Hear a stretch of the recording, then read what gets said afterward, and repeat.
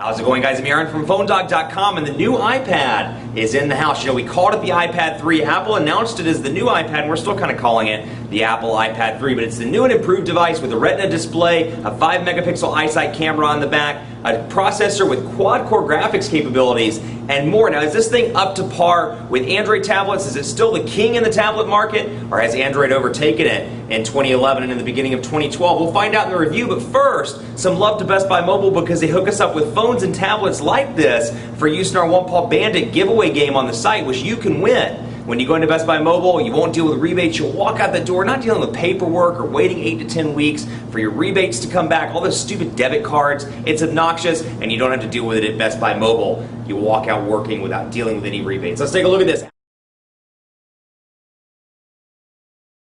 Part 2, we take a look at Apple's iTunes store here, and you can see it's obviously optimized for iPad here, and you got your new and noteworthy stuff where you can scroll from side to side and you see the dots that correspond to all the pages you have down there, and of course the one dot gets darker as you scroll over. But you got featured, you have top charts, you have Genius as well, and then of course genres where you can search, and down here you'll see music, movies, TV shows, Ping, podcast, audiobooks, iTunes U, purchased and download. So much like iOS 5.1 on the iPhone, you can come in here and come to purchased or come to downloads and see, you know, let's say you want five songs from your iPhone that you don't have on here, you just got this out of the box, you haven't synced it, you can go and download those 5 individual songs, and then moving forward, whenever you download something, you know, if I were to download something on my MacBook Air, for example, it would automatically download over here. So it's the same thing back and forth. If I downloaded Wild Ones, I could click it over here, download it here, and then see it over on my MacBook Air as well with that feature turned on. Make sure you turn that on in the settings, though, prior to, and I'll show you actually where it is. Let's go back out here.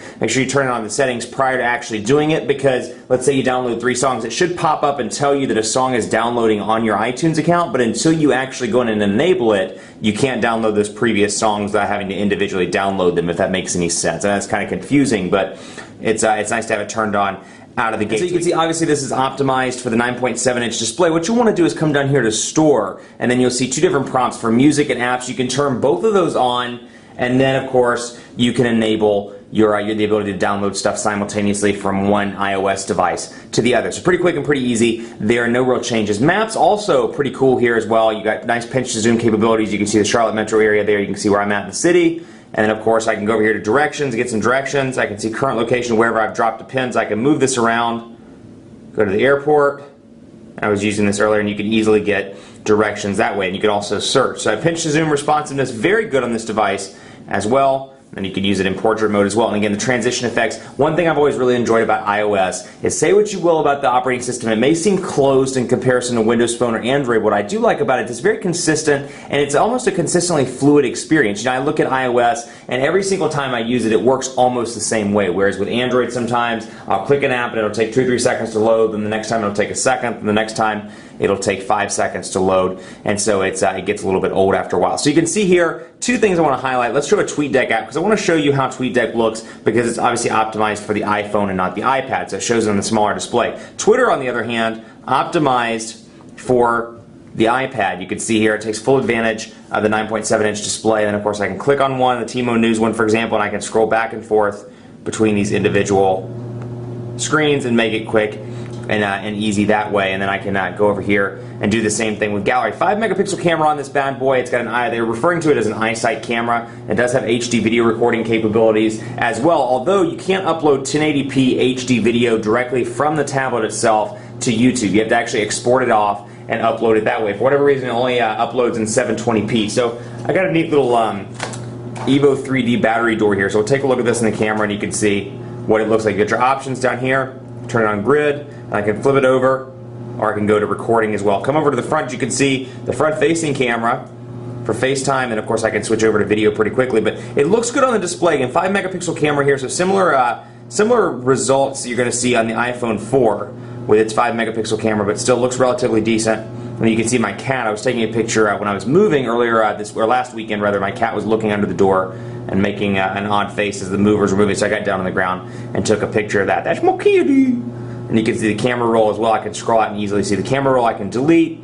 I can edit, I can make a slideshow, and I can hit done. And same thing here, you can turn on the slideshow. When you go to the unlock screen, I can click on this and it'll automatically display all my pictures. So that's a nice little feature as well. Front-facing camera for FaceTime, which you got FaceTime installed, and then you have photo booth as well, and you can take advantage of that. And you see a lot of stuff from iOS 5.1 like Game Center. Of course, this thing's capable of playing music, which is a hallmark of iOS devices, with the iPod kind of being the back-end system, if you will, for playing this. So obviously the iPad interface is here. It looks a little bit different again because of the screen. You can see down here Store, and you've got some buttons: Playlists, Songs, Artists, Album, and more. And you can see all the different songs that I have recently added. I've got 90s music, music videos, recently played, top 25 most played, purchased, running, and more. So let's go into my running playlist, for example, and you're going to see a lot of different upbeat songs that I listen to while I run. So you can see Train was playing at the moment, and I've got the ability to change the volume over here, and I've got the buttons down here. So one song I'm really enjoying at the moment is So Good by B.O.B. And you can see a nice loudspeaker which plays on the back right here. And we'll let that play so you can see what it looks like. Again, portrait mode as well,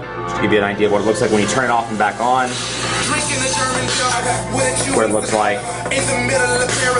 The biggest challenge I've found is that when I'm running, be it, I mean, obviously don't use this when I'm running out in the wild, but when I'm on like a treadmill or something, the biggest challenge is keeping it there and trying to hit these little 3 buttons at the top while I'm running. It's harder than it looks when you're bouncing around. That said, hey, that's not a big deal. But you can see here again, it gives you a nice little layout between the song, the artist, the CD collection that was in, and of course the time, and I can edit that playlist much like I can on iOS. And then of course I can go to all my music by just clicking on songs, and I can scroll back and forth really quickly and really easily through those, and you have the ability to shuffle and replay the music over and over again. You get the access to the Genius as well. So all in all, you know, it's a nice improvement from the iPad 2. It's got that quad-core graphics capability, so if you play games, you're going to notice a difference here. It's got a 5-megapixel camera, so if for whatever reason you use your iPad or you use your tablet to take pictures a lot, you're going to be pleased with the camera. It's a nice improvement. So has FaceTime as well. It adds some nice features like the Retina display, 2048 by 1536 pixels, and a 9.7-inch display means it's going to be big enough to get some things done, big enough to do things like watch Netflix,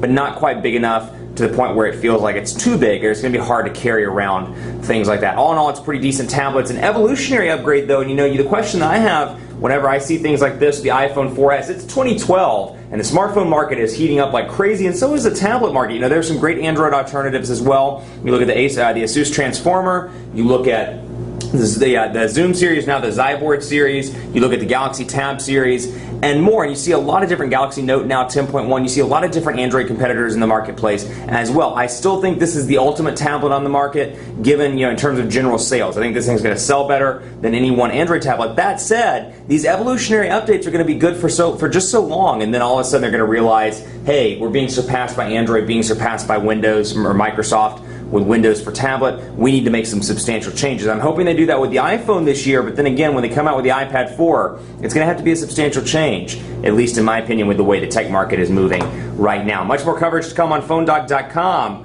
with the iPad 3, the new iPad, whatever it is you want to call it. So stay tuned to PhoneDoc.com. Be sure to like us on Facebook as well at Facebook.com/PhoneDog, which I'm going to try and load up right now while I'm talking. We do a lot of cool stuff on our Facebook page, so check it out, Facebook.com/PhoneDog. Like us. We have some giveaways coming up, and that's super exciting as well. Follow me on Twitter, PhoneDog_Aaron, and be sure to check out our rankings program as well, where you can rank your favorite smartphone in our rankings and let your voice be heard. PhoneDog.com/rankings, and of course on Facebook at my personal fan page, Facebook.com/PhoneDogAV. Thanks so much for watching. More to come on Apple's newest wonder, the new iPad. We'll see you next time.